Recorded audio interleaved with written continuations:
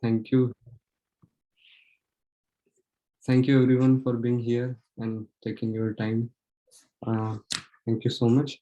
So I will share my screen, Prabhuji. Mm,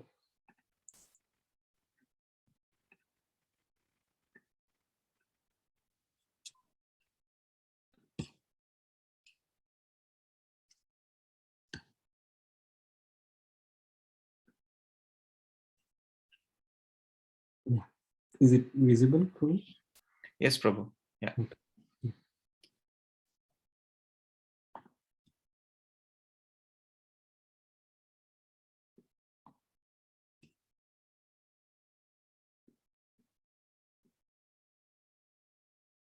Yeah, Hare Krishna everyone. So last week we had wonderful time with His Grace Gaur Kumar Prabhuji.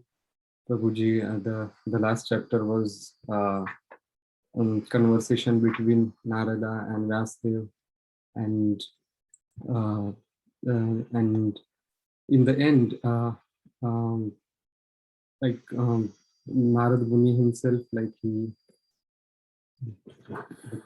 I forgot to chant prayers, so yeah, let me do that, please. Om Ajnanatimirandasya Jnananjana Shalakaya Chakshurunmilitam Yena Tasmai Shri Guruve Namaha. जय श्री कृष्ण चैतन्य प्रभु नित्यानंद श्री अद्वैत गदाधर शिवासादि गौर भक्तवृंद नमो विष्णुपादाय कृष्ण पृष्ठाय भूतले श्रीमती भक्ति वेदांत स्वामी nominee नमस्ते सरस्वती देवे गौरवाणी प्रचारिणी निर्विशेष शून्यवादी शक्तिदेशकारिणी हरे कृष्ण कृष्ण कृष्ण हरे हरे हरे राम राम राम हरे। So last week, Prabhuji discussed about the discussion between Narad Muni and Vyasdev. Why Vyasdev was unsatisfied and what solution Narad Muni gave to it, and many amazing learnings from the chapter. Now the sequence moves. Now Narad Muni leaves, and then the next chapter is like son of Drona punished. So in this chapter, after here are like some bullet points that we are going to discuss. Um, this is not a class; it is just I am sharing whatever I heard and read, and uh, by discussing with each other, we are trying to understand more, like that. So here are the bullet points like which we are going to discuss. Like first, Narad Muni leaves, which is Guru Maharaj of Srila Vyasadeva, and Vyasadeva meditates on whatever his Guru Maharaj instructed.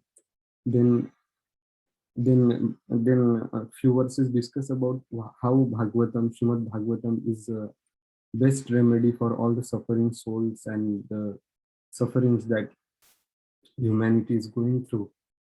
Then there are few verses which discuss about like how Shukdev Goswami ended up studying Srimad Bhagavatam and how he became and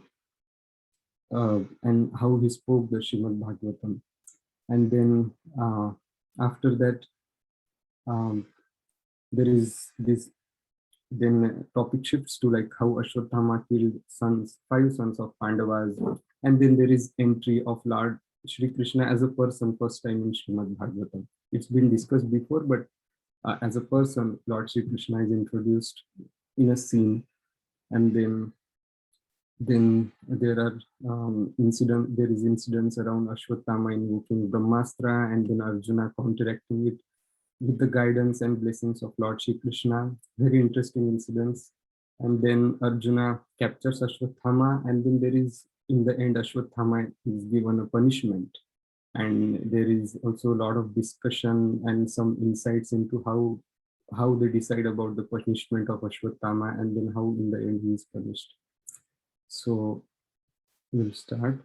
Uh, so this is Narad Muni leaving the Badrikashrama, and now Srila Vyasadeva knows the reason for his unsatisfaction, and now his Guru Maharaj, Srila Narad Muni, gave him solution as well.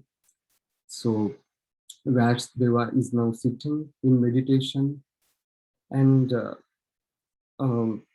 the first verse start as Shaunaka Uvacha Nirgate Narade Suta Bhagwan Badarayana Shrutavaस्तadhipretam tata kima karodhi. Sri Shaunak Rishi asked, O Suta, the great and transcendently powerful Vyasdeva heard everything from Srila Narad Muni. So after Narada's departure, what did Vyasdeva do? Shaunak Muni is asking to Suta Goswami. Now, what Vyasdeva is doing after he heard everything from his Guru Maharaj? And then next verse explains the setting in which Vyasdeva was sitting and meditating. It is called as Brahma Nadyam Saraswatyashmashrama Paschime Tate. It is the western bank of river Saraswati, and which is like very much related to Vedas. And there is cottage for meditation at Sampashraya, Samyash, Samya Prasha, which is like very suitable place for all the sages. So in this verse, like the residence of Srila Vyasadeva is mentioned as ashrama, even though Srila Vyasadeva was a grihastha. So in this purport, Srila Prabhupada explains that Srila Vyasadeva was a householder, yet his residential place is called an ashram. An ashrama is a place where spiritual culture is always foremost. It does not matter whether the place belongs to a householder or mendicant. The whole purpose of Varnashrama uh, is spiritual enlightenment, and that's why uh, every status of life is called as ashrama. So specifically, Vasudeva's residence is uh, mentioned as ashrama. Then Vasudeva is sitting, and Vasudeva is sitting in his own ashrama. After touching water, he starts meditating. And now the next few verses are like a meditation of Srila Vasudeva. So uh, the fourth verse comes as Bhakti Yogena Manasi Samyaka Pranihite Male Apashyat Purusham Purnam Maya Cha Tadapashrayam. Now Vyasdeva is meditating, thus fixed his mind, perfectly engaging it by linking it in the devotional service without any tinge of materialism. Now Vyasdeva is completely established in pure devotion, and thus he saw the absolute personality of Godhead along with his external energy, which was under full control. And the next verse goes as Yaya Sammohito Jiva Atmanam Trigunatmakam Paropi Manute Nartham Tatvitam Chabhupadyate. And uh, due to this external energy, the living entity, although transcendental to the three modes of material nature, thinks of himself as the material product and thus undergoes the reactions of material miseries. This is Vyasdeva is meditating on the problem of material souls and how they suffer and what is the root cause. In the purport, Srila Prabhupada mentions that Srimad Bhagavatam is the summum bonum remedy for suffering humanity in the clutches of Maya. Srila Vyasdeva therefore first of all diagnosed the actual disease of conditioned souls, why they are actually suffering, what is the problem, what's going wrong. That is, they are being illusioned by the external energy. As the translation mentions, that living entity, although transcendental to the three modes of material nature, it has nothing to do with the three modes of material nature. Still, we assume that we are this material body and get influenced by modes of material nature, get illusioned, and then we suffer. He also saw the perfect supreme being from whom illusory energy is far removed.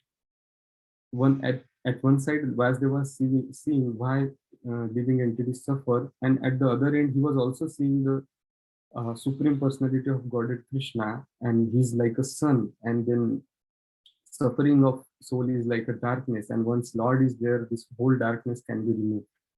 So he also saw the perfect supreme being from whom illusory energy is far removed, though he saw both the diseased conditioned souls and also the cause of the disease. Now in the meditation, he could see like the reason for the suffering and the exact remedy for that. Uh, and then this is all going in his meditation that these material miseries are superfluous to Jiva. They keep suffering and doesn't know the remedy. And as Prabhu, this is Prabhupada's quote from like, as God is all light, all bliss, and all perfection, so also is Srimad Bhagavatam. Srimad Bhagavatam is direct representation of Krishna. If someone is hearing Srimad Bhagavatam, someone is reading Srimad Bhagavatam or hearing it from a pure devotee, they are directly in association of Krishna, directly connected to Krishna. And when someone is connected to Krishna, what happens? So this is, if you increase spiritual fire, material smoke will vanish. Like if you have seen a chulha, like in Indian villages, which works on wood, when there is less fire, there will be more smoke. But when we use that pipe to blow some air, fire will increase and smoke will decrease. In the similar way, as the spiritual fire increase, the material smoke will automatically vanish. These are the glimpses into the Srila Vyasadeva's meditation. Then, then next verse goes as anarthopam pashamam sakshat bhakti yoga madhokshaje lokasya janato vidvans chakre satvastha samhitam. The material miseries of the living entity which are superfluous to him can be directly mitigated by linking process of devotional service. But the mass of people do not know this. And therefore the learned Vyasadeva compiled this Vedic literature which is in relationship to the supreme truth. All the miseries of the material world can be taken away if they are directly linked to the devotional service. But this knowledge is confidential and no one knows it. That's why being merciful, Narad Muni and Srila Vyasadeva being merciful to all the suffering souls, Vyasadeva compiled this great literature, Srimad Bhagavatam, which is like all the Srimad Bhagavatam talks about is Krishna and his devotee and his relationship, in their relationship with Krishna, and how we can remember Krishna and bring Krishna in our lives. Next verse goes as Yasyam Vaishruyamanayam Krishne Paramapurushe Bhaktirutpadyate Pumsah Shoka Moha Bhayapaha. Now this verse, one of the very important, simply by giving oral reception to this Vedic literature, the feeling for loving devotional service to Lord Krishna, the Supreme Personality of Godhead, sprouts up at once to extinguish the fire of lamentation, illusion, and fearfulness. This verse proclaims power of Srimad Bhagavatam and what can happen just by hearing it. So Srila Prabhupada gives very long purport on this verse, explaining importance of hearing, how like ears are the most effective or sensory organs in our body, and how like even though one is sleeping, ears are active. So even in material sense, hearing is very powerful phenomenon. So and then Srila Prabhupada mentions that importance of hearing is mentioned here in connection with attaining the highest perfection of life, namely getting free from three material pangs. This verse directly tells us like simply by hearing you can transcend these material modes of nature. Then Srila Prabhupada discusses like how this hearing of Srimad Bhagavatam and discussing of Srimad Bhagavatam is directly applicable for the problems of current age. It goes as by hearing the subject matter of Srimad Bhagavatam, this false complexity of materialism is removed and real peace in society begins, which politicians aspire for so eagerly in so many political situations.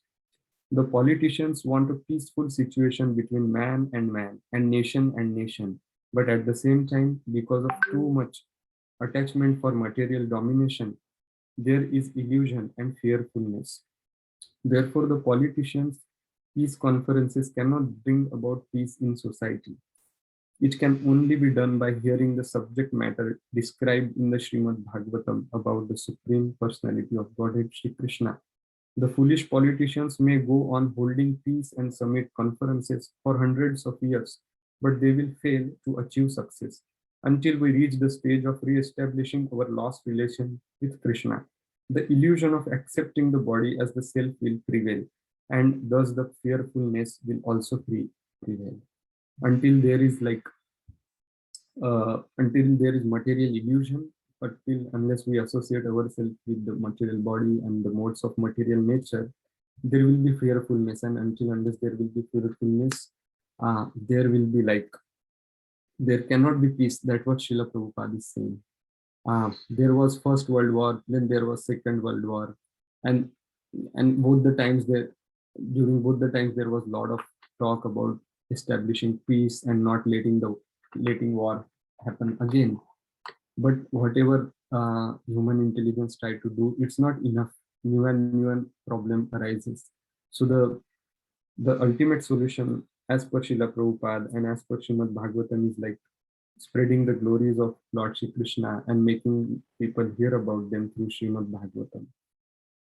And what Srimad Bhagavatam will do, it will destroy fearfulness prevailing in the hearts. And if the fearfulness and illusion is dispelled, then automatically everyone will be at ease and there won't be fights.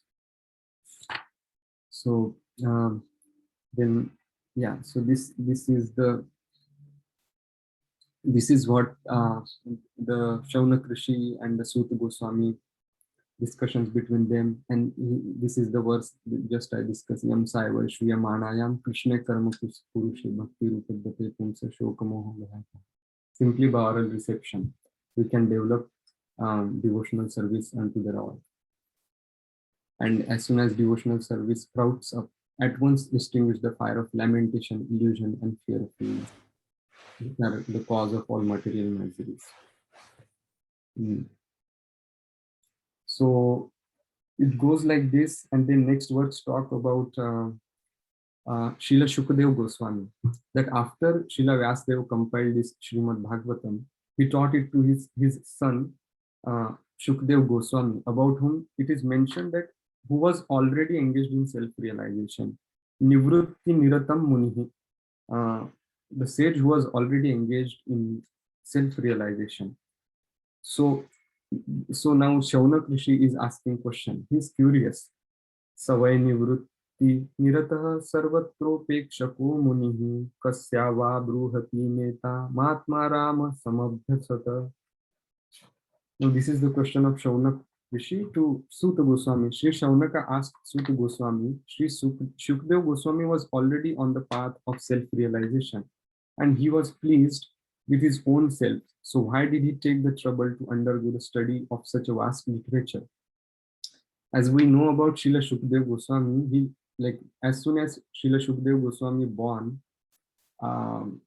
he left his house, fearing that he don't want to get trapped into these material activities and get bound to it. Shukdev Goswami was that caliber of a realized soul that this incident is told about him, where like when he born, he started walking away from his family or his father and his home, and then Vyasdeva tried to chase him. So he was Shukdev Goswami was passing by a pond where some girls were taking bath and they weren't dressed. So when Shukadev Goswami was passing by, they didn't worry at all. Like they were just going on with their activities. But when Srila Vyasdeva came, they tried to cover themselves. So Vyasdeva asked, what happened? Like when my son passed here, you didn't cover yourself, but when I'm passing, you are covering. So they told that Shukdev Goswami cannot differentiate between male and female. His level of realization at that level that he wasn't seeing anyone as a body. He was seeing everyone as a soul.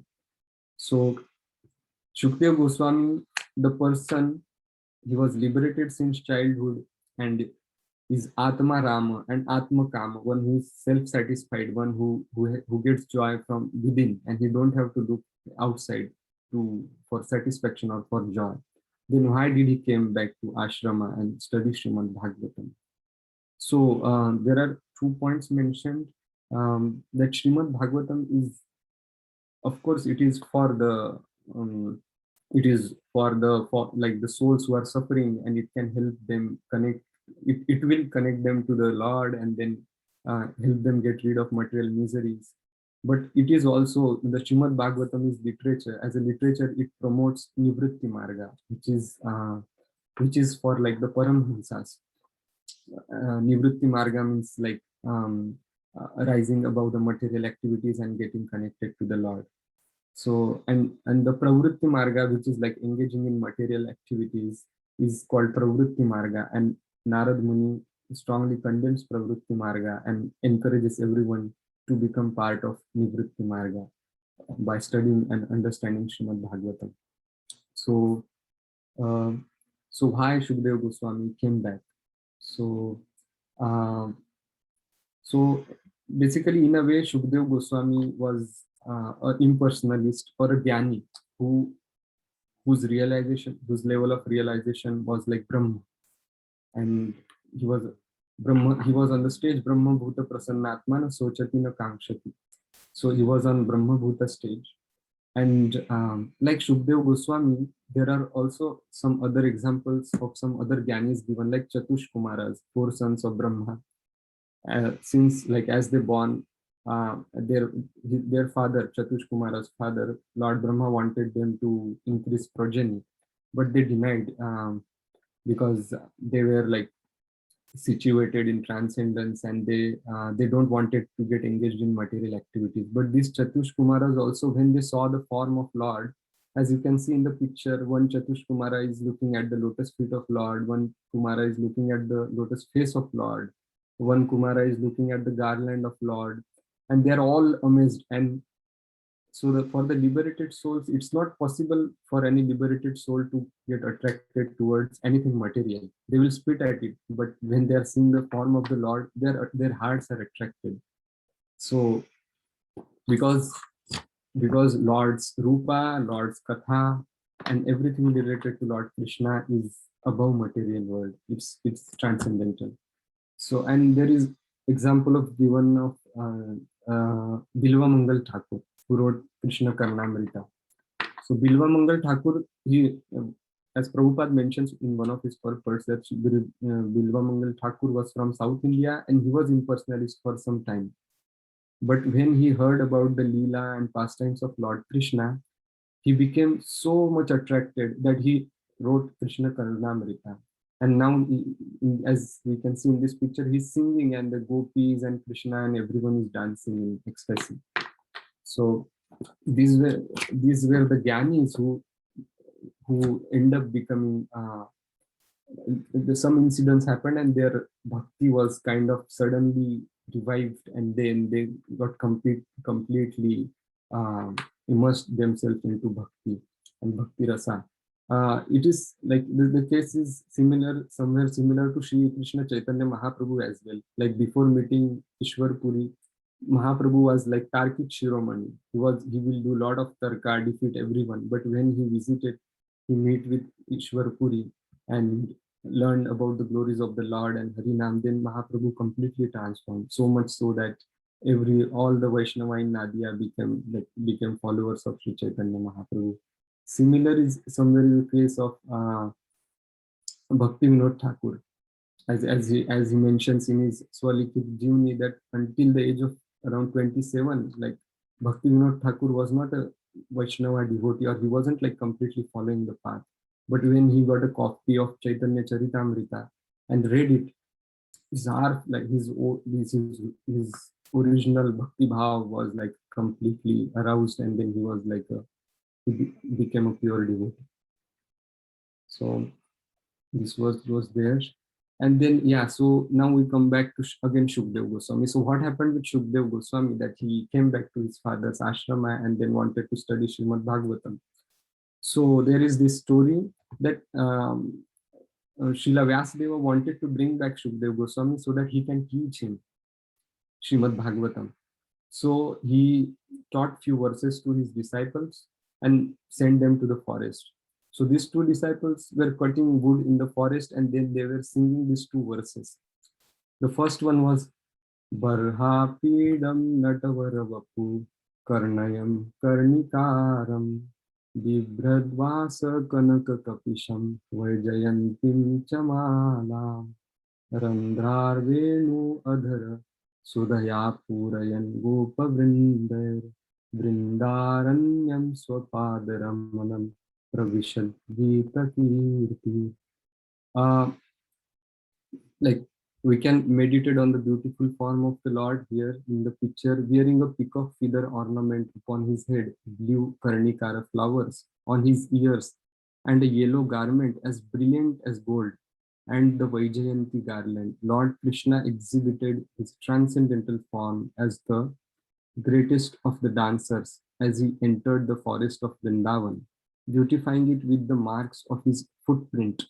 He filled those holes of his flute with the nectar of his lips, and the cowherd boys sang his glories. Shukdev Goswami heard this verse, singing these two fellows singing this, and he fell unconscious. Shukdev Goswami fell unconscious. And as he came out of his trance, he saw those two disciples of Vyasdeva singing another verse. Aho bakiyam stanakal putam jigham sayapayad api asadhi lebhe gatim dhatri uchitam tatonyam kimva dayalum sharanam vrajema. Alas, how shall I take shelter of one of more merciful than he, who granted the position of mother to a she-demon Putana, although she was unfaithful and she prepared deadly poison to be sucked from her breast. Srila Shukdev Goswami is thinking, who is this person who is so much merciful, who is so much beautiful, and his old relationship with Krishna, his eternal relationship with Krishna is suddenly revived. And then he asked those two disciples, oh, from where you learned this? They told him about the Srila Vyasdeva, and then he came back to the ashrama. So as we can see in last picture, Srila Shukdev Goswami is sitting here and Vyasdeva is like teaching Bhagavatam to them. So then, so now after how Shukdev Goswami end up speaking Srimad Bhagavatam, the next verses, and then Suta Goswami gives some reasons like why Shukdev Goswami studied Srimad Bhagavatam. So Srila Shukdev Goswami, son of Srila Vyasdev, was not only transcendentally powerful, he was also very dear to the devotees of the Lord. He was like powerful Jnani before, but as soon as he studied Srimad Bhagavatam, he became very dear to the as soon as he took interest in like the Lord Shri Krishna, he became very dear to the Vaishnavas. And to please the Vaishnavas further, he was also very dear to the devotees of the Lord. Thus, he underwent the study of this great narration, Srimad Bhagavatam. Out of love for the devotees and Lord, he studied Srimad Bhagavatam. Now, next verse goes as Suta Goswami thus addressed the rishis headed by Shaunaka. Now I shall begin the transcendental narration of the Lord Shri Krishna and the topics of the birth activities and the deliverance of King Parikshit, the sage amongst the kings, as well as the topics of the renunciation of the worldly order by the sons of Pandu. Now, now the changing the gears, and now Shukdev Goswami, now Sud Goswami is telling about the Parikshit Maharaj, who became the reason for Shukdev Goswami to tell this Krishna Katha and activities of Lord Shri Krishna. Yeah, then the next verse is when the respective, yeah. So now here this incident comes. When the respective warriors of both camps, namely Kauravas and Pandavas, were killed on the battlefield of Kurukshetra and the dead warriors obtained their deserved destination, and when the son of Dhritarashtra fell down lamenting, sons of Dhritarashtra fell down lamenting, his spine broken. This is about Duryodhana being beaten by the club of Bhimasena. The son of Dronacharya, Ashwathama, beheaded the 5 sleeping sons of Draupadi and delivered them as a prize to his master, foolishly thinking that he would be pleased. Duryodhana, however, disapproved of the heinous act, and he was not pleased in the least. So Kauravas lost the war, and as you can see, this is Kritvarma, Kripacharya, and Ashwathama. The only 3 warriors remained, and this is Duryodhana, who is like beaten up by his thigh is broken by club of Bhimasena, and now he's like promising or telling that I will kill Pandavas. And instead of Pandavas, he goes to the Pandavas camps and kills 5 sons of Draupadi. And then he, son of Dronacharya Ashwathama, at the end of the war, promised Duryodhana to kill the Pandavas. And he attacked Pandavas' camp in the middle of the night. But he couldn't kill Pandavas, and he killed the um, 5 sons of Pandavas. So he brings back 5 heads to Arjuna, to Duryodhana. And he brings back 5 heads to Duryodhana and shows him that I killed Pandavas. And then Duryodhana says, uh, we couldn't kill Pandavas throughout the whole battle, and now you say that you killed Pandavas. Bring those heads to me. And Ashwathama gives those heads to him, and he presses one of the skulls, and it's very soft. Then Duryodhana realizes that it is not Pandavas, but it is the sons of Pandavas. And even Duryodhana is very displeased and says that they are the successors of the Kuru dynasty, and now you have killed them. So he displeased his master as well. So one mentioned about this pastime is that Ashwathama represents a whimsical behavior. He acted as his own without any consultation, and then further acts he does represents tremendous insecurities and cruel nature. So there is a lot more to learn from Ashwathama what not to do.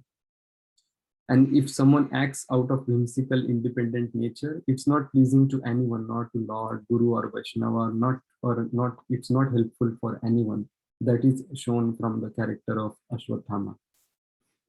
So, as Pandavas come to know that Ashwathama has killed 5 sons of Draupadi, Abhimanyu was already killed, and now other 5 sons are killed. So Arjuna spoke to grief-stricken Draupadi. O gentle lady, when I present you with the head of that Brahmana after beheading him with arrows from my Gandiva bow, I shall then wipe the tears from your eyes and pacify you. As per proper Kshatriya mood, and in the rage of the moment, like Arjuna promises Draupadi that I will cut the head of that Brahma Bandhu, that Brahmana Ashwathama, and you can stand on his head and take bath on it.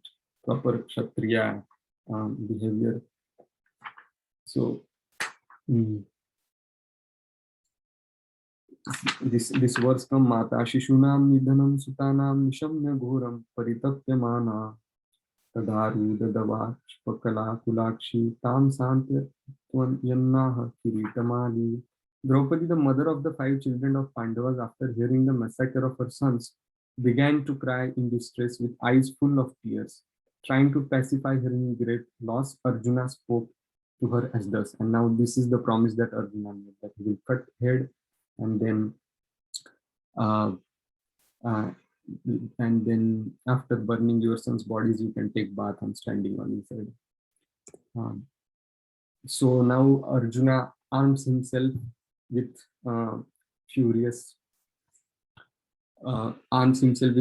weapons, got into his chariot with infallible Lord Krishna as friend and driver. This is the verse 1.7.17. Lord Krishna comes into play, or Lord Krishna is introduced in Srimad Bhagavatam. Entrance of Lord Krishna is again interesting, and a lot of comments about that are mentioned, that Krishna chooses to introduce himself as a friend and driver of Arjuna. Generally, whenever there is entry of some hero, even though Krishna is supreme hero, but he chooses to introduce himself as the loving servant of his devotee. Even in like mundane movies, whenever like there is introduction of some hero, there will be like lot of cinematography, and then like hero will be introduced in such a way that like all other characters will look like not that great, like a lot of sound and like the Jack Rajnikant type. So but Lord Krishna here is introduced as servant of Arjuna. So this verse 1.7.17 is iti priyam valgu विचित्र जल्पैः ससान्त्वयित्वाच्युत मित्रसूतः अन्वाद्रवदंशित उग्रधन्वा कपिध्वजो गुरुपुत्रं रथेन मित्रसूतः Mitrasuta Arjuna, who is guided by infallible Lord as friend and driver. Arjuna, who is guided by the infallible Lord as friend and driver, thus satisfied the dear lady by such statements. Then he dressed in armor and armed himself with furious weapons, and getting into his chariot, he set out to follow Ashwathama, the son of martial art teacher. Now, uh, Ashwathama on his chariot running forward, and Lord Shri Krishna as a driver with Arjuna sitting there. They are chasing Ashwathama.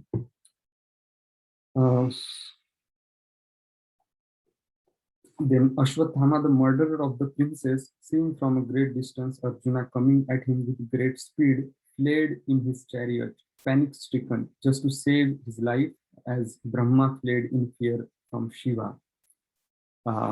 So this verse gives an analogy of Brahma fled in fear from Shiva. So there this story comes that according to the reading matter, either Kaha or Akraha, there are two references in Puranas. Kaha means Brahma, who once became allured by his daughter and began to follow her, which infuriated Shiva, who attacked Brahma with his trident. And at that time, Brahmaji fled in fear of his life. So this is the pastime shared to like that. He was very much afraid, and then he started running on his chariot to save his life. Then next verse is Yada Sharanamaatmanamkshet Shantavajinam Astram Brahma Shiromene Atmatranam Vijatmajah. When the son of Brahman Ashwathama saw that his horses were tired, he considered that there is no alternative for protection outside of his using the ultimate weapon, the Brahmastra, nuclear weapon. Now, Lord Krishna and Arjuna is chasing Ashwathama, and then his horses are tired, and then he thinks that now there is no way but to use the ultimate weapon, Brahmastra. The criteria to use Brahmastra is that it can be used in very rare situations. If Ashwathama ends up using Brahmastra, it can like destroy the whole universe. But this is the again second whimsical second example of whimsical nature of Ashwathama, that for his own cause he don't mind destroying anyone else. The cruelty. So and he doesn't think of the effects of invoking Brahmastra and how it can affect the whole creation. Just to save himself, he chooses to invoke Brahmastra. So he invokes Brahmastra, he fires Brahmastra, and then so here the verse mentions, since his life was in danger, he touched water in sanctity, concentrated upon the chanting of the hymns. This subtle, Prabhupada talks about this subtle art of using mantras to invoke like the weapons which are much more powerful than the atomic bombs of the current age. And it is also material science, but more subtler. That's what Srila Prabhupada tells. So upon the chanting of the hymns for throwing nuclear weapons, although he did not know how to withdraw such weapons. This is again one more pitfall of Ashwathama, that he don't know how to completely control the Brahmastra, and it can destroy the whole universe. Still, he chooses to invoke it. So and then thereupon a glaring light spread in all directions. It was so fierce that Arjuna thought his own life is in danger. And so he began to address Lord Shri Krishna. So there was Ashwathama invoked Brahmastra, and there was huge fire, like the glaring light in the sky. And then even for a moment, even Arjuna was taken aback. So now Arjuna is addressing Lord Shri Krishna. Krishna Krishna महाभाव भक्त नाम भयंकर त्वमेको दह्यमानानाम अपवर्गोऽसि संसृते. Arjuna said, "O my Lord Shri Krishna, you are the Almighty Personality of Godhead. There is no limit to your different energies. Therefore, only you are competent to instill fearlessness in the hearts of your devotees. Everyone in the flames of material miseries can find the path of liberation in you only."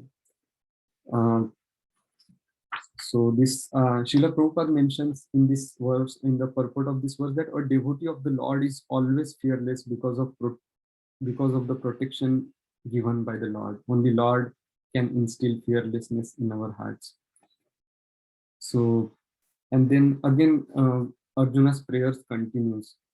Tvamadya Purusha Sakshadishwarah Prakrite Parah Mayam Yudasya Chichakya Kaivalya Sthita Atmani.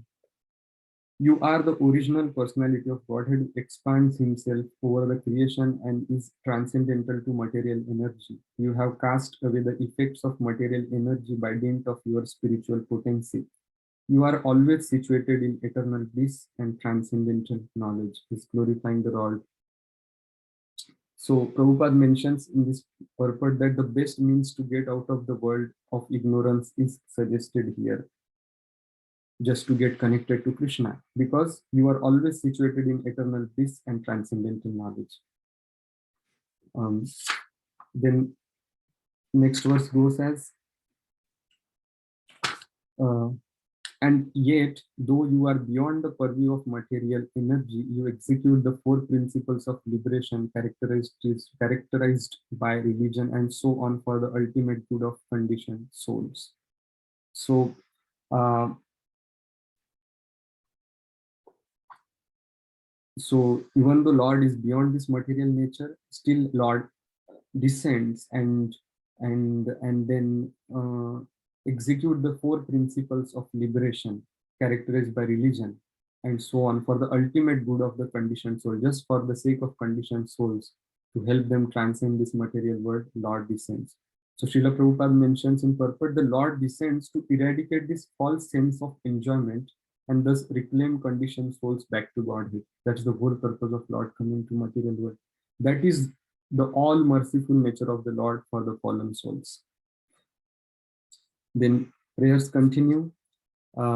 So Arjuna is saying, thus you descend as an incarnation to remove the burden of the world and to benefit your friends, especially those who are your exclusive devotees and are wrapped in meditation upon you.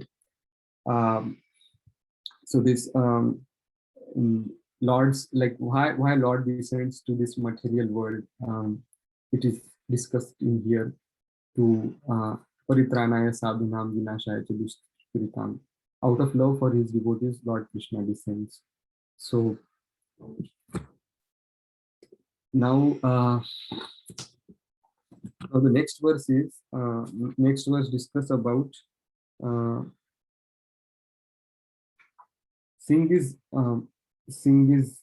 clear before, like, asking Lord Krishna something. I mean, here Lord Arjuna is showing etiquette, like following the rituals, that before asking Krishna, like respect before requesting.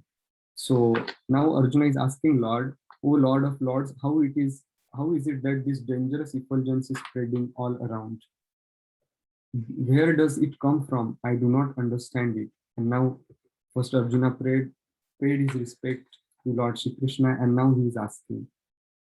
So Srila Prabhupada mentions here, anything that is presented before the personality of Godhead uh, should be done after due presentation and respectful prayers. That is another sign of great devotees.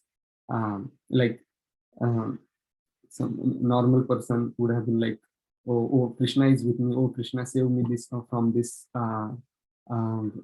weapon and what is happening. But Arjuna actually, he followed the rituals. He paid his respects. He offered his prayers, and now he asked Arjuna, Lord Shri Krishna.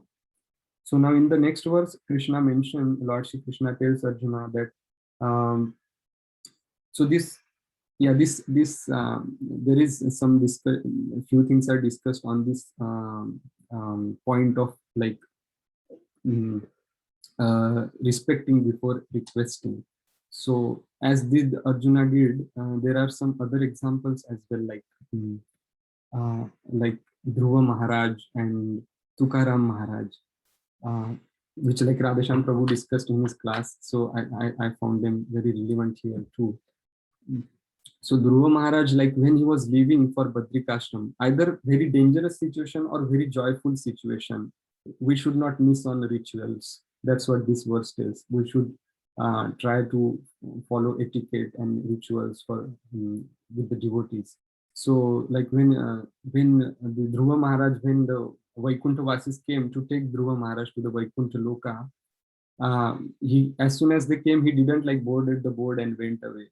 He asked their permission. He went to all the devotees and saints in the Badrikashrama, bowed down to them, asked their permission, expressed his gratitude for their association, and then he boarded the plane and went to Vaikuntha. Similar is the case of Tukaram Maharaj. Like it goes like when the Garuda and the Vishnu Dutas came to take Tukaram Maharaj. Um, he have few verses on that where he says that Tukaram Maharaj is saying that Ami jato amcha gawa amcha Ram Ram Ghyawa Ram Ram Ghyawa amcha Ram Ram Ghyawa आता असो द्यावी दया तुमच्या लागतसे पाया लागतसे पाया तुमच्या लागतसे पाया येता निज धामी कोणी विठ्ठल विठ्ठल बोलावानी रामकृष्ण मुखी बोला तुका जातो वैकुंठाला. So Tukaram Maharaj is saying that माझा राम राम घ्या. That's why in Maharashtra, like people instead of namaste they say ram ram. This has started from Tukaram Maharaj. So I'm leaving. Take my ram ram. Please say ram ram. And if you want to come back to Godhead, please say Vitthal Vitthal. And आता असो द्यावी दया तुमच्या लागत असे पाया. Tukaram Maharaj is sitting on Garuda and he's saying that please be merciful to me. All of you present here, please be merciful to me, and I bow down to each and every one of your lotus feet. आता असू द्यावी दया तुमच्या लागत असे पाया, and please bless me and let me take your leave. So like that, these both the devotees, they followed rituals, formalities. So now again back to the Ashwatthama, Arjuna, and Lord Shri Krishna. So now, once Lord Shri Krishna told Arjuna that this is the Brahmastra invoked by Ashwatthama, and Lord also told Arjuna that, oh Arjuna, only another Brahmastra can counteract this weapon. Since you are expert in military science, subdue these weapons glare with the power of your own weapon. Now Lord Krishna is guiding Arjuna how to deal with the situation. So then again, Suta Uvacha, this next verse comes. Shutva Bhagavata Proktam Falguna Paraviraha Spruštva Patastam Parikramya Brahmastra Sandadhe. Sri Suta Goswami said, hearing this from the personality of Godhead, Arjuna touched water for purification, and after circumambulating Lord Shri Krishna, he cast his Brahmastra weapon to counteract the other one. Again, Arjuna is following ritual. He touched water for purification and he circumambulated Lord Shri Krishna before casting Brahmastra. So now Arjuna also casted his Brahmastra and Ashwatthama's Brahmastra there. So next verse tells that when the rays of the two Brahmastras combined, the great circle of fire like the disk of the sun covered all outer space and the whole firmament of planets. So Lord Krishna only guided Arjuna about like casting a Brahmastra and then retracting both the Brahmastras. But when both the two Brahmastras were like casted on each other, there was like glaring effulgence in the sky, and the whole like material creation became kind of unstable. So all the population of the three worlds was scorched by the combined heat of the weapons, everyone was reminded of the Samvartaka fire, which takes place at the time of annihilation. Even the like celestial gods and like Lord Brahma, Shiva, Andra, they all were afraid because the heat from these two Brahmastras were like scorching the whole universe. So in this verse, that all the population of the three worlds was scorched by the combined heat of the weapons, everyone was reminded of the Samvartaka fire which takes place at the time of annihilation. Srila Prabhupada mentions in the purport of this verse that no planet therefore is without living beings, because this verse says that the population throughout the universe was suffering, as the modern scientists claim. The next verse goes as, thus seeing the disturbance of the general populace and the imminent destruction of the planets, Arjuna at once retracted both Brahmastra weapon as Lord Shri Krishna desired. So as per the desire and guidance of Shri Krishna, Arjuna could retract the weapon. So Prabhupada in the purport like tries to explain that even though the theory that modern atomic bomb explosions can annihilate the world is childish imagination. And it is foolish to think that the natural laws are ultimately powerful, because material nature works under the direction of the Lord, and with only permission and desire of the Lord, there can be destruction of this world. So now finally the Brahmastra is retracted, both the Brahmastra is retracted, and now Arjuna have caught the Ashwatthama. So next verse tells that Tata asadya tarasa darunam gautami sutam babandha marsha tamrakshah pashum rashanaya yatha. Arjuna, his eyes blazing in anger like two red balls of copper, dexterously arrested son of Gautami and bound him with ropes like an animal. Arjuna captured Ashwatthama like and bound him like an animal. And then next verse, and after binding, in the next verse, it's told that after binding Ashwatthama, Krishna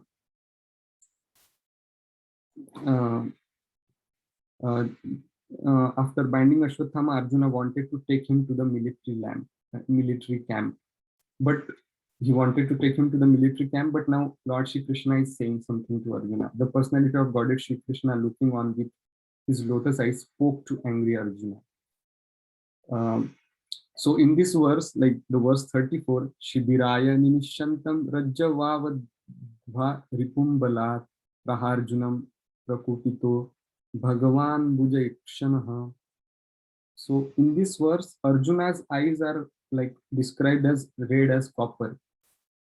This verse mentions that both Arjuna and Krishna are angry, very angry on the Ashwatthama, but Arjuna's eyes are described as like red like copper, and the Krishna's eyes are still described as like lotuses.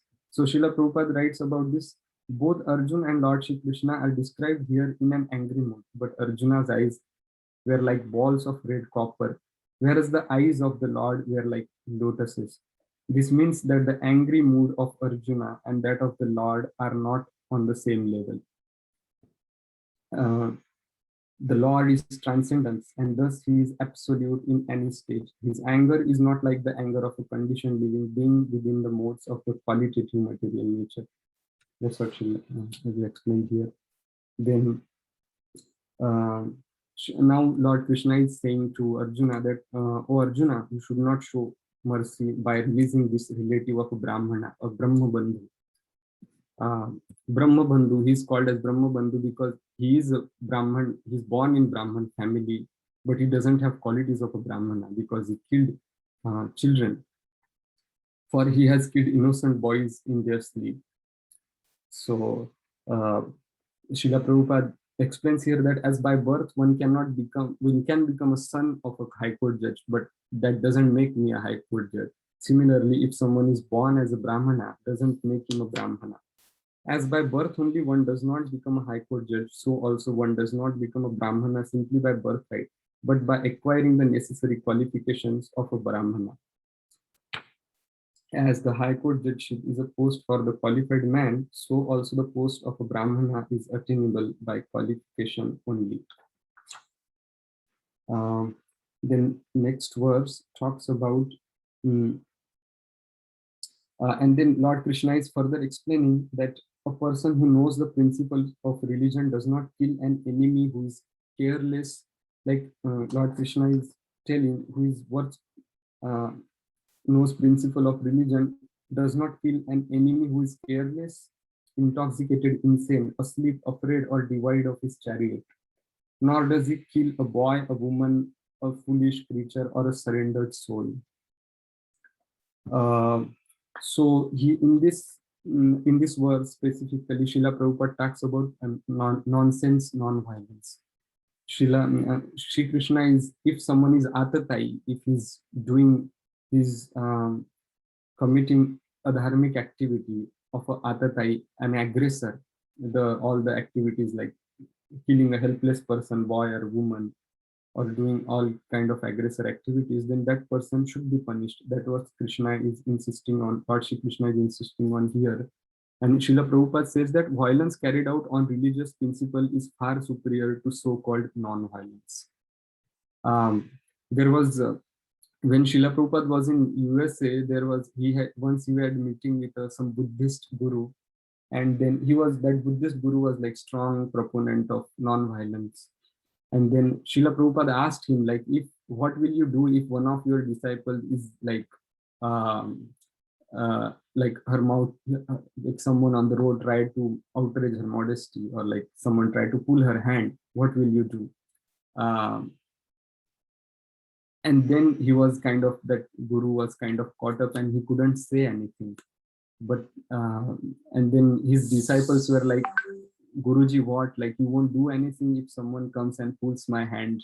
And then that's how then Prabhupada explained that like violence is necessary. And one incident is given that like there was a Pandal program in Calcutta or somewhere in Bengal, and then these communist people came and they were trying to like destroy the whole setting. And then they came near stage and someone was trying to pull uh, Prabhupada had a lot of his Western disciples on the stage and some Matajis there too. And someone tried to pull hand of one Mataji, and Srila Prabhupada took a kartal and he was like playing it like this to and hurling at that guy. So when needed, like if someone is to protect dharma, violence may be needed. So now Lord Krishna is further mm, explaining to Arjuna, a cruel and wretched person who maintains his existence at the cost of others' lives deserves to be killed for his own well-being. Otherwise, he will go down by his own actions. Uh, so, one who commits very cruel activities, they have to be punished.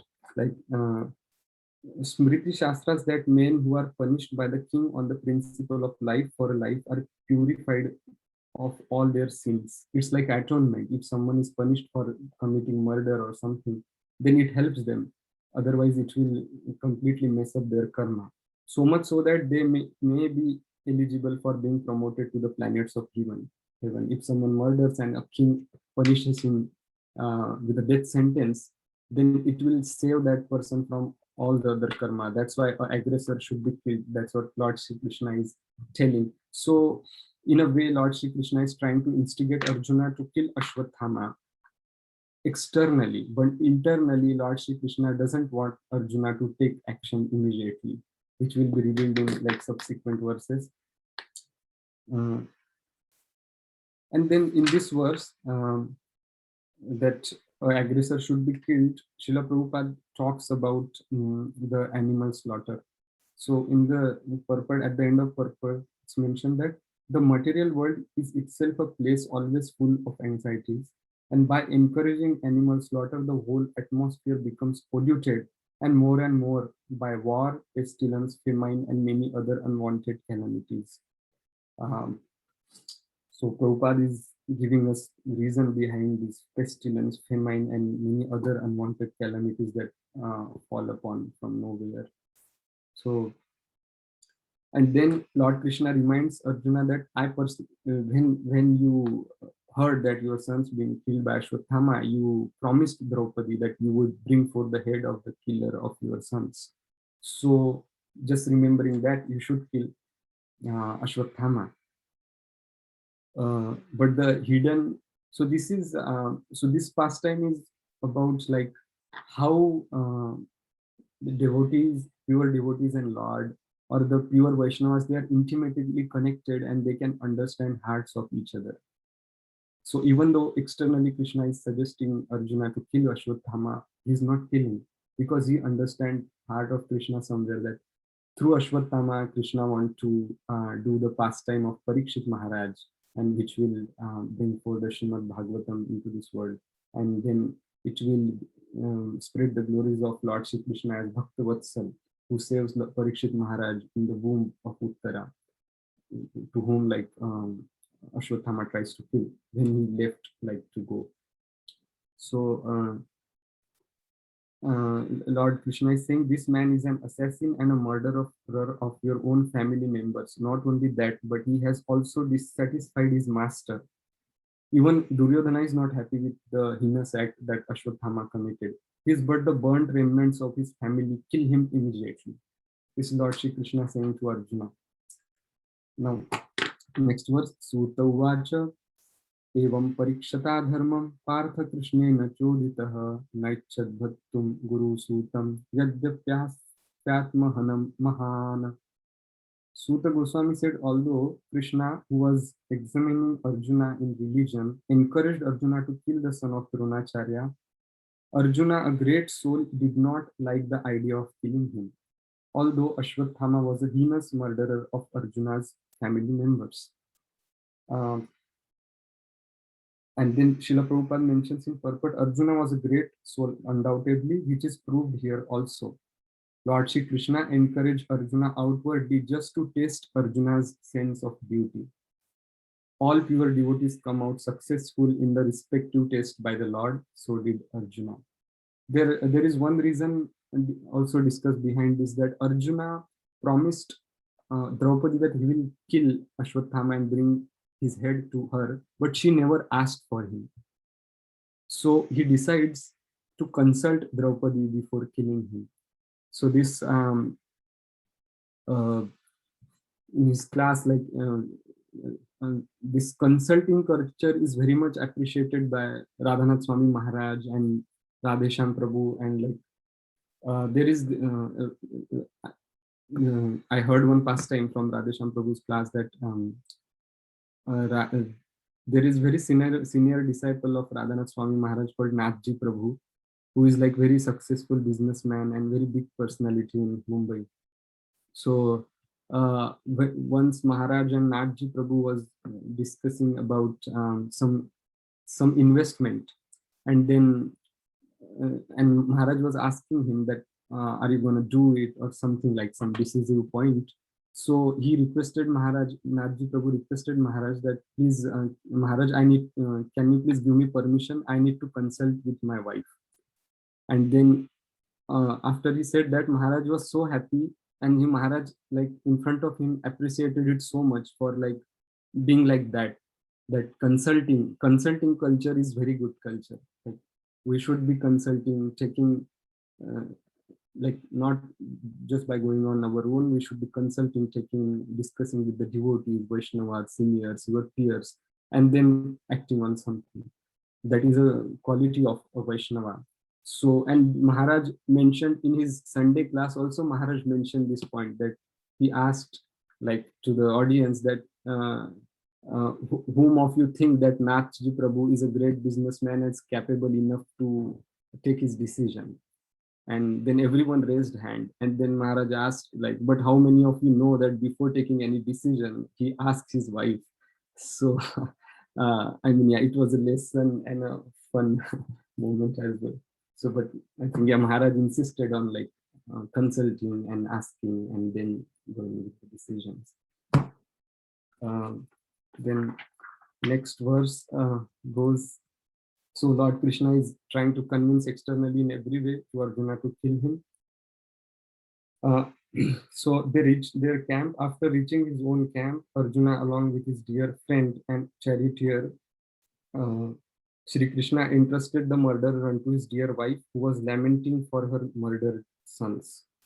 Now, now after that, he handed over it to Arjuna. Now there is a lot of discussion goes on that as soon as Draupadi sees Ashwathama, even though she knows that he killed her sons, but being a gentle lady, Vama Swabhava, that word is used. Generally, women are of gentle nature, and out of that nature, she feels compassion for Ashwathama, and also since Ashwathama is son of their guru and their Brahmana, she feels like that I should respect and he should not be bound like an animal. So he asks to release, she asks to release Ashwathama, and so here Prabhupada mentions that like because of her Vama Swabhava, mild and gentle nature, um, um, like a good man or woman accepts anything very easily, and so does the mm, um, Draupadi in this case. So, so she could not tolerate Ashwathama being bound by ropes, and being a devoted lady, she said, "Release him, for he is a Brahmana or spiritual master." Um, so Prabhupada here in this verse appreciates also like these are the characteristics of one who is pure devotee of the Lord. So in the two purpose, in the last purpose, Prabhupada says that we should be rational and like doesn't lose our logic because of emotions. But in the next verse, he appreciates the Draupadi as this act of Draupadi as being a pure devotee. So there are both sides to it, and then and she explains to everyone present there that because of Dronacharya's mercy, you learned this military science, and he's his son, and he's also his mother, Kripi. So she didn't like she haven't gone in the funeral pyre of like she didn't go sati with the Dronacharya because her son is alive, and and I don't want like Kripi to be sad or sorrowful like me because of loss of son. She gives all these reasons, and then uh, in verse 49, King Yudhishthira fully supported the statements of Queen, which were in accordance with the principle of religion and were justified, glorifies, full of mercy and equity and without duplicity. So as Yudhishthira agreed to Draupadi's claim, then Nakul, Sahadev, Yuyudhan, Dhananjay, all the other people also like they took her side and unanimously agreed with the Draupadi and Yudhishthira. But there was Bhim. Uh, Bhima, however, disagreed with them and recommended killing this culprit who is an angry mood and had murdered sleeping children for no purpose and for neither his nor his master's interest. So this here comes the point of like uh, devotee conflicts. So now both are devotees, but they want something different, and both have very legit reasons. So it said that he went. So like Draupadi is trying to save him. Now Bhim is aggressively approaching to kill him. So now Lord Shri Krishna interrupts.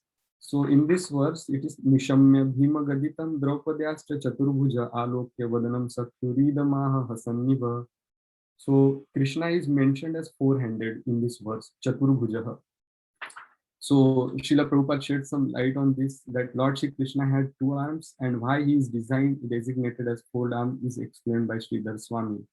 That in order to prevent both of them, at that moment Krishna needed four hands, so he just manifested it. Krishna can manifest thousands of hands. At this time he needed four, so he manifested four. And calling Krishna as Chaturbhuj is also not wrong, as Srila Prabhupada tells here, because um, in his Narayana feature, he resides with his devotees in Vaikuntha planet and he has four arms. So when Arjuna was perplexed about what to do, now Arjuna was in like kind of tough situation, what to do, how to like to please Bhima or and Krishna who wants to kill Ashwathama or like all the other. So and then Krishna voluntarily took up the matter in his hand, and then he says Arjuna that uh, in the next verse, that you have to fulfill your promise to your wife, and you must also act to the satisfaction of Bhimsen and me. So Lord Krishna is saying the personality of Goddess Shri Krishna said, a friend of a Brahmana is not to be killed, but if he is an aggressor, he must be killed. All these rulings are in the scriptures, and you should act accordingly. You have to fulfill your promise to your wife, and you must also act to the satisfaction of Bhimsen and me. So now Krishna gives him suggestion, but leaves decision unto him. This is another example that Lord like gives free will to the jivas and doesn't impose his opinion on them. So then the next verse mentions that then Arjuna understood the internal motive of the Lord, and then he had to like look for some trade-off and some middle way. So he takes the sword and cuts the jewel out of the head of Ashwatthama. So that taking out that jewel is like taking away the whole pride of Ashwatthama and whole his luster and powers. And so after taking out that jewel, he Ashwatthama had already lost his bodily luster due to infanticide or killing children. And now, moreover, having lost the jewel from his head, he lost even more strength. Thus, he was unbound and driven out of the camp. So, so this is this example of like understanding between devotee and Lord, and devotee and devotees.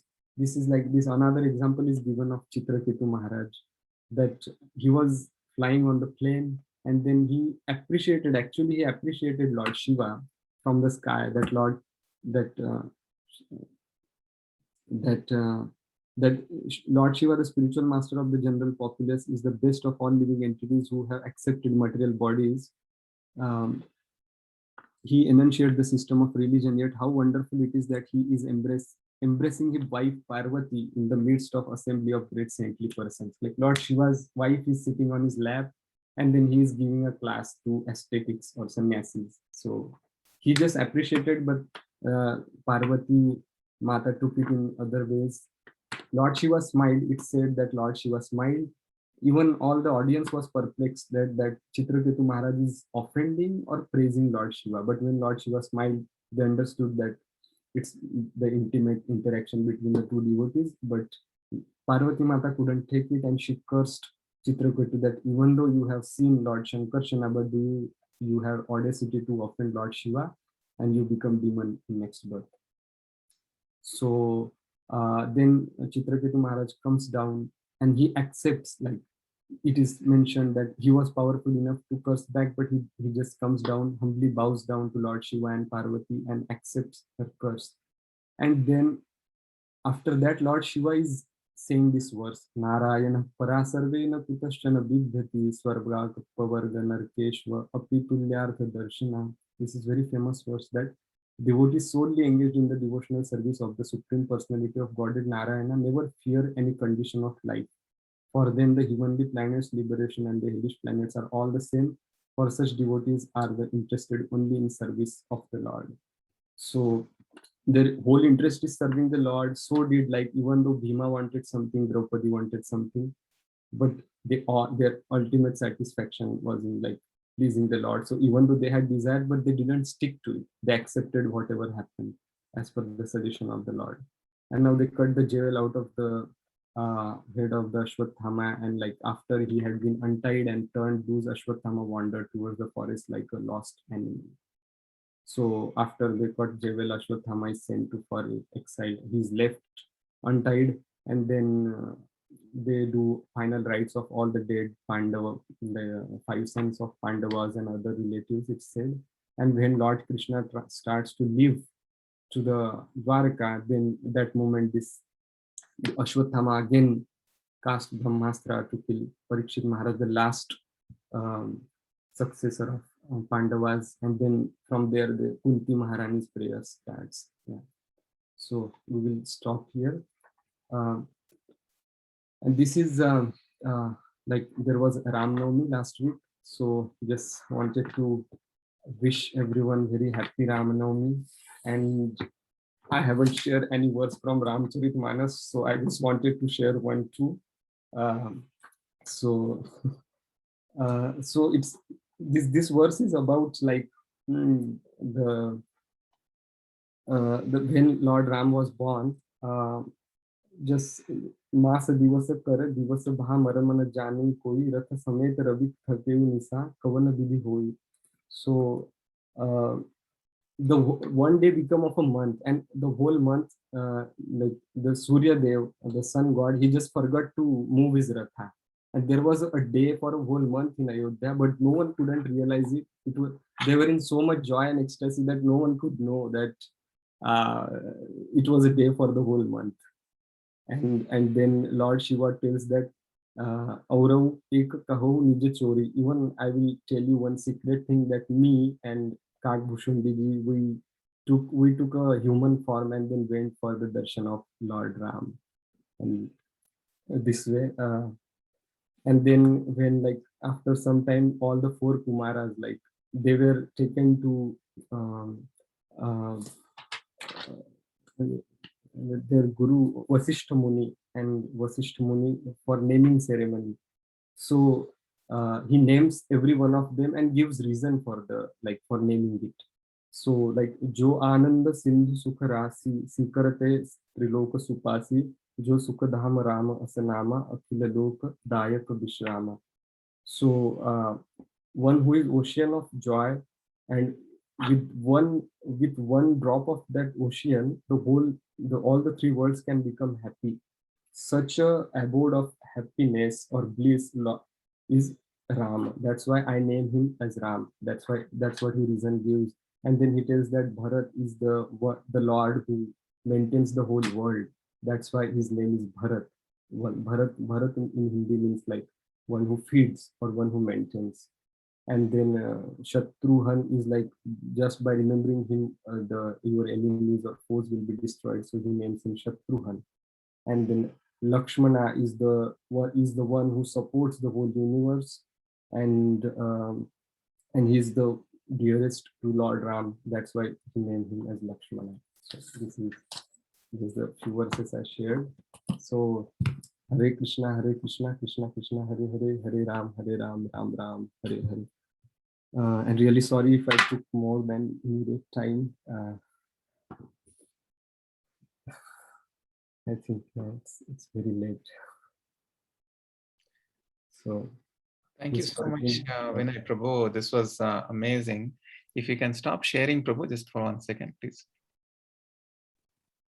Yeah, thank you. So it's almost 10:30. I won't take too much time, but if anybody wants to leave, you can leave. But I do want to summarize some important points that I got, Prabhu, from your class. It was a wonderful class. I just wish it didn't end, actually. So one thing I want to, you started off by saying that if you increase spiritual fire, material smoke will vanish. So that was a very nice point. And then you talked about ears as powerful senses, like just from ears, even if you're sleeping, that is one sense that's always active. And you talked about oral reception and how important that is. And then the next point that you made was very, it touched my heart, actually, because where you mentioned the example of Bilva Mangal Thakur, the four Kumaras, Sukadeva Goswami, how they were all impersonalists, and how because of the Lord's Nama, Rupa, Guna, Leela, all these qualities, it touched their hearts, and then it transformed them into devotees, actually. In the case of the four Kumaras, like how you showed, just by looking at the Lord, the Rupa of the Lord, they were transformed. Sukadeva Goswami, just from hearing that verse, Aho Bhakyam Sanakala Kutam, just from the oral reception of the gunas of the Lord, they were transformed. Bilva Mangal Thakur, just from hearing about the Leelas of the Lord, he was transformed. So that was another wonderful point. And even I was thinking Prakashananda Saraswati, how he also just saw the qualities of Lord Chaitanya and he was transformed. So they were all impersonalists, but they were all transformed by one of these things of the Lord. And it shows that how bhakti is so high compared to the impersonal aspect, impersonalism, actually. And the next thing that I liked was how the entry of the Lord appears in Bhagavatam and Bhagavad Gita. Both are the same, actually, as a chariot driver. He didn't have to come in as a hero like how they show in movies, but he comes in as a chariot driver, as a servant of his devotee. That was also wonderful. And then Krishna Krishna Mahabaho, that verse, wonderful verse, 1722. In fact, around this time last year, one of my colleagues, she had developed cancer and she was passing away. And then she reached out to me and said, is there something, she was a Chinese lady actually. And she asked me, is there some verse or something that you can share with me that I can just keep reading every day that will help me remember, get this fearlessness and help me remember the Lord. So that time, some senior devotees told me to give her this particular verse, the translation of 1722, Krishna Krishna Mahabaho, which talks about how one person can get fearlessness just by thinking of the Lord. And I shared this, and one day before she passed away, she thanked me for that because she was able to experience that fearlessness. So thank you for bringing that up. And also this culture of respect before request. And you gave the example of Dhruva Maharaj and Tukaram Maharaj. That is also a wonderful example that I always am amazed by. Like when the Vaikuntha airplane came, he just didn't run to the Vaikuntha airplane and take off. He finished all his morning rituals. He took the blessings of all the sadhus nearby and then only climbed the Vaikuntha airplane, which actually shows us the importance of rituals and the respect before request. And just two other points. I liked also what you said about Arjuna's eyes versus Krishna's eyes, the copper and lotus. That was also very sweet. Thank you. And then the consulting culture, that was also very sweet about Srinathji Prabhu. I've heard this past time also. And I wanted to ask you if you consult your wife before you take any action. So that was also very sweet. So thank you for that. And then finally, devotee conflicts also, even though two devotees want to serve the same Lord, still there can be conflicts in the way they want to serve the Lord. So that point also, you brought it up wonderfully. And then it's actually Krishna's test, like how we cooperate in that service, you know. So thank you, Prabhu. I'll stop here, but amazing class. Thank you so much, Vinay Prabhu. I was really looking forward to it, and you did not disappoint me even one bit. Thank you. Hari Bol, Hare Krishna. Hare Krishna, Vinay Prabhu. Amazing class. First of all, Ram Ram, Vinay Prabhu. When you were quoting Tukaram Maharaj's verses, when you said Ram Ram and all, it really, I'm from Maharashtra as well, so I've seen people addressing each other like that, and it was a nice refresher for me. Thank you. And yeah, the class, amazing, very well researched. You took so many points from many places, you put everything together. It just goes to show how well you studied for the topic, researched into the topic, which is amazing. And I really loved how you didn't miss even a single purport. Like you were going, you were saying the verse and then going to the purport and bringing out the point that Prabhupada highlighted in the purport, which is really amazing. And your shloka recitation, high class. And then, yeah, I mean, and icing on the cake is when you quoted Ramcharitmanas about Ram's birth. That was like an icing on the cake. Thank you very much. I do have a question though. So when Ashwathama killed the 5 sons of Pandavas and he went to Duryodhan and informed, Duryodhan was disappointed about it.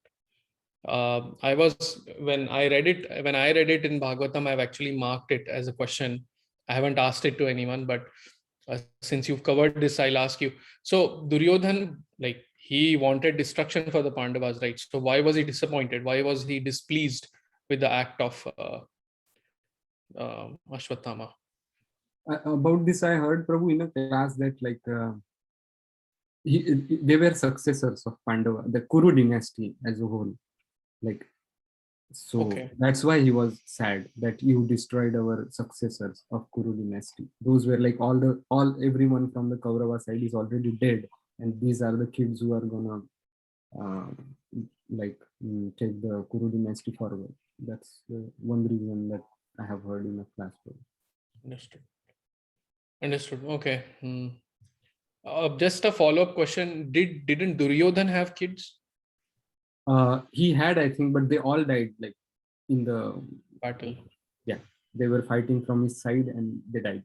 Sons of Duryodhana are also mentioned, I think, as far as I remember. They all were participating in the war and died. Sure. Okay. Thank you, Prabhu. Thank you so much. Well, thank you so much, Prabhu. It's all like beauty is in the eyes of beholder. So you and Gaur Kumar Prabhu. So I'm just like learning from you guys. No. This was amazing. Lekha Mataji, please. Hare Krishna, Vinay. As usual, amazing class with lot of information and lot of like very, very core information. It's not like you can just read it off of somewhere.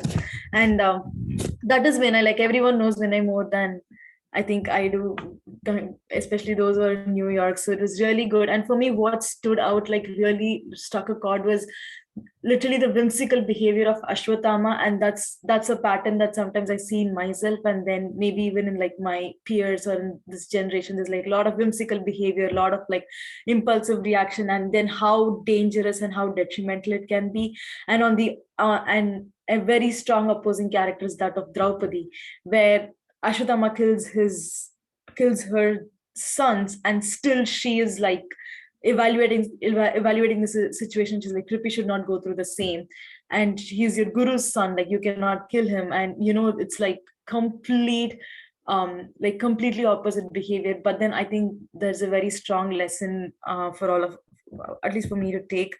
And then of course there is no lecture of Vinay that's complete without Tukaram Maharaj and Ramacharita and it was lovely. I just love hearing a lot about Tukaram Maharaj, and that's one regret that I have, that I cannot like learn and understand Marathi as much to like relish Tukaram Maharaj's pastime.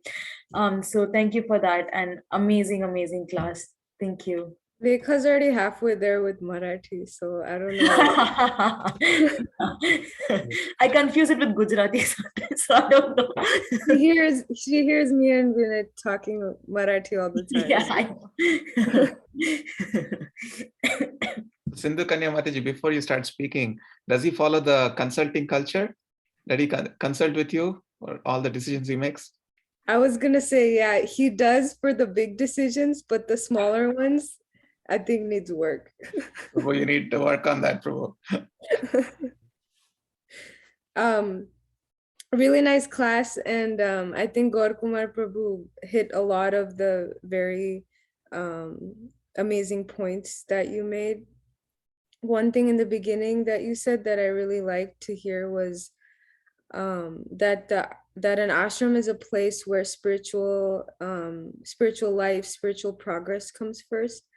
And so that stuck with me a lot, because when we think of ashram, it's always, a brahmachari ashram or a brahmacharini ashram, but even our house is an ashram. If we keep our spiritual life and our spiritual progress as the center point, then even our house can be an ashram and no less than a temple. So that was something that really struck with me from the beginning. And then like Gaur Kumar Prabhu already said, I really liked hearing all the examples of kind of like the sudden transformations of a lot of devotees that happened after an interaction or after hearing something about Krishna, especially with Sukadev Goswami, and how hearing those two verses sparked, so much love and curiosity and, his bhakti in Krishna. So, and even hearing like stories from a lot of devotees, especially Prabhupada disciples, having kind of no background in this life with Krishna consciousness, suddenly after interaction with Prabhupada, they became such exalted devotees. So that was nice to hear as well. So thank you. Thank you so much, Mataji. Anyone else would like to say anything?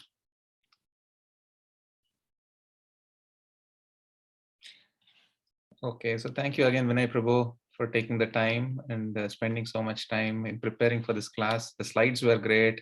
Your recitation of verses were great. Everything A++ for you. I mean, this is like an amazing class. I just stole stuff from some classes I found on YouTube. But still, Prabhu, getting everything together, preparing, delivering, and covering one whole chapter in 1 hour is not easy. I realized that last time. So thank you for doing that so nicely. Thank you. Sorry again for taking so much time. No, please, you don't have to apologize at all. So next week we'll take a break we have the good fortune of listening to His Grace Chaitanya Charan Prabhu. And then after that we'll resume. So Nitya is going to speak after that, followed by, is it Sindhu Kanya Mataji or Krishnan Prabhu? I think one of them. I'll just quickly tell you. Yeah, so after Nitya, it is Sindhu Kanya Mataji, followed by Krishnan Prabhu, followed by Jitendra Prabhu, part 2. And also we need 2 more speakers after that for chapter 13 and 14. If anybody has not signed up yet, please do sign up. And thank you again. Hari Bol, Hare Krishna, Vansha Kalpatarubhyascha Kripa Sindhubhyo Patitanam Pavanebhyo Vaishnavebhyo Namo Namaha, Ananta Koti Vaishnavinda ki jai, Srila Prabhupada ki jai, His Grace Vinay Prabhu ki jai. Hari Bol. Srila Prabhupada.